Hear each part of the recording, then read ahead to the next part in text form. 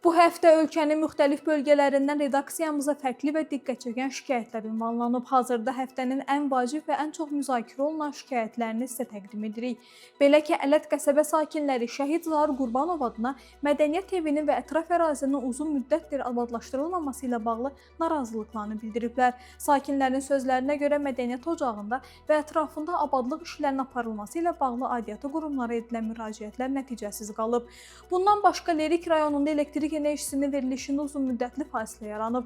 Rayonun Hamarmeşə kənd sakinləri işıq təchizatının tez-tez və uzun müddət kəsilməsindən şikayət edirlər.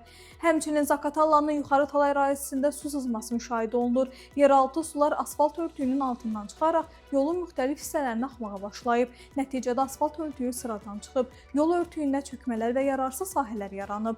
Sumqayıt şəhəri Yaşıldərə yaşayış massivində yerləşən Əliyar Əliyev küçəsi hazırda bərbad vəziyyətdədir.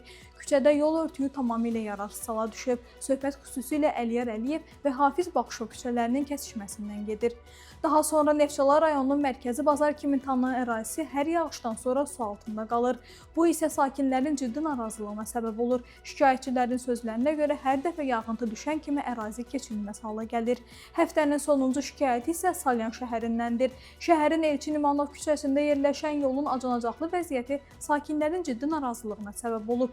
Küçədə yol örtüyünün olmaması və ya yararsız hala düşməsi nəticəsində ərazi palçıq içində qalıb.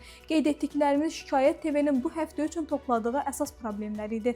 Əgər sizin də yaşadığınız ərazidə bu cür problemlər varsa bizə göndərin. Növbəti həftənin icmalında sizin də səsiniz eşidilsin.